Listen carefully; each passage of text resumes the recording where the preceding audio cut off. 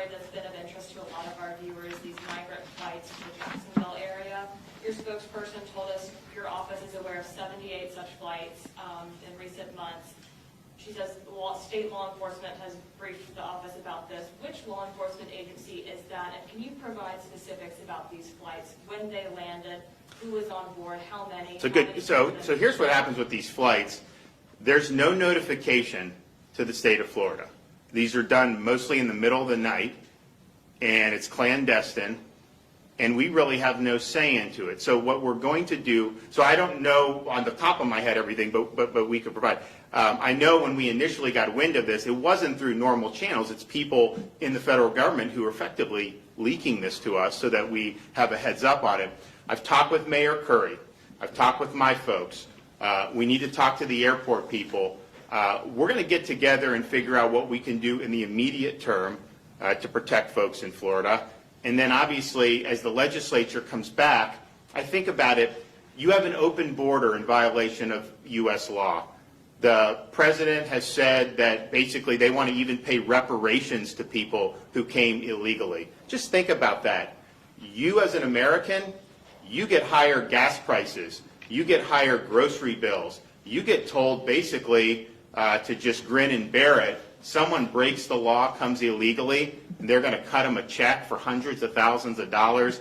That is just unbelievable. But that's what we're dealing with. So they're not enforcing the law. I had people there to help Texas, Governor Abbott. We had some of our state law enforcement there in June and July, and they did a great job. But what would happen is people would come illegally, our folks would apprehend, you turn them over to the feds, and then the feds put them on a bus and send them around, or put them on flights and send them all over the country. How is that something that's effective? So we have to look at that and say, we are suing the Biden administration over that. We have a pending lawsuit. I think we can be successful on it, but that's not going to happen overnight. Then we have to look at, okay, if these contractors are being contracted by the federal government and they're imposing problems on us. We had somebody that was murdered by somebody that was brought in by Biden. We should be able to have consequences for those contractors. And your ability to do business in Florida, I think, should absolutely be curtailed based on whether or not you're bringing problems or not bringing problems. And the fact of the matter is, this border should be secured. We know what to do because it was working prior to Biden taking office. So they should do that. But we are going to work with the folks here in Jacksonville. And the problem is, you know, the federal government has basically the runway when it comes to air traffic in this country. So I don't control the airspace. City of Jacksonville doesn't control the airspace. The feds control the airspace. So they can shut us out. Now this lawsuit, maybe we'll get some relief from the lawsuit. But short of that, we need to get together and figure out ways to be able to do it. We knew, you know, one of the things that was concerning to me, and look, you can't prove any of this stuff, but, you know, they were bringing flights in May and June, we found out here. And why was that? And then Jacksonville, you know, you saw what they had to deal with some of the COVID stuff. So there's all these things. It's just like, why? Why not just kind of let folks alone? So there's absolutely going to continue to, we're going to have action across a wide variety of fronts. If I may follow up again, which law enforcement agencies are providing this information, and do you have any details about the number of flights, when, the number of people? So in terms of like each individual flight, I mean, I can tell you, I know that they started in May, and I know that they've continued. Whether they have the ledger of everything, I mean, you'd have to talk to my office about that. But our state law enforcement agencies are engaged in this. And again, this is not something that we're given ahead of time. This is something that we find out after the fact. And I talked with the folks at the Jacksonville Aviation Authority. Feds come in, they do it, they got a bus. You know, my view would be, why don't we, if they're going to come here, you know, we'll provide buses and provide them. I will send them to Delaware and do that. I mean, if he's not going to support the border being secured, then he should be able to have everyone there. So we will do whatever we can in that regard, and we are absolutely going to do everything we can. We want to maybe have discussions with some of them, because you have charter air, and then you also have buses, and I think we want to have some discussions. I'd like to get to a place where we're in a better spot than we are now. I mean, just think about it. if they're not going to do anything to change this, maybe we'll win in court, maybe we'll have something that pushes back. But even then, you saw what happened with the OSHA decision. It was stayed by the Fifth Circuit Court of Appeals, meaning not in effect. And what did the Biden administration say to businesses? Ignore the court and follow our rule anyways.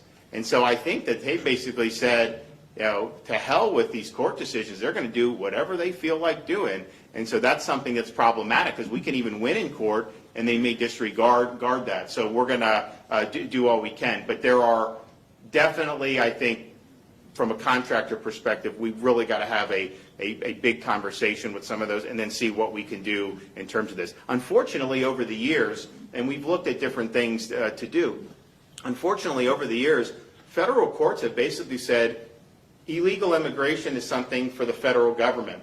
They have the jurisdiction. So when states want to go in and protect themselves, they have not looked kindly on some of those things. And I'm not sure that's the right decision, but clearly, if it's the federal government's responsibility, but then the federal government defaults on that responsibility, then the states still have their hands tied. I don't think both can be true. If it's a federal responsibility, then they have a responsibility to discharge the duties and enforce the law. If they're not doing that, then clearly, I think a state should be able to come in and provide protections. And so that's what we're going to be looking to do. Governor, two-part question real quick. When it comes to these undocumented immigrants, you're saying that they're coming in at 2 and 3 in the morning, late at night. Are we talking about by the dozen, by the hundreds, and are these asylum seekers? Where are they, sir? Well, I think in the flight that is in question for the individual that posed as a minor, came in, was really in the 20s. I think that flight was one with people that were at least posing as being under 18. So what you do is you have people that are coming to the border, a lot of kind of like 16, 17-year-old males coming. They're treated differently than somebody that was over the age of 18. And so that particular flight was supposed to be, I think, what they call, UACs. And they were on a bus, and I think many of them taken to the Homestead facility down in Southwest Florida. And I know that that's been the case with other ones. Now we're also looking at buses from South Texas, where are those buses taking folks, and buses that are coming in to the state of Florida and certainly in other parts. It's interesting. If you're trying to deter kind of illegal migration in the interior of the country, if you come illegally and they don't catch you, it's actually in some respects worse than if they catch you, because when they catch you, they'll give you money or potentially put you on a conveyance to get you somewhere, whereas if they don't catch you, you're kind of on your own and you don't necessarily get any money from the government and everything.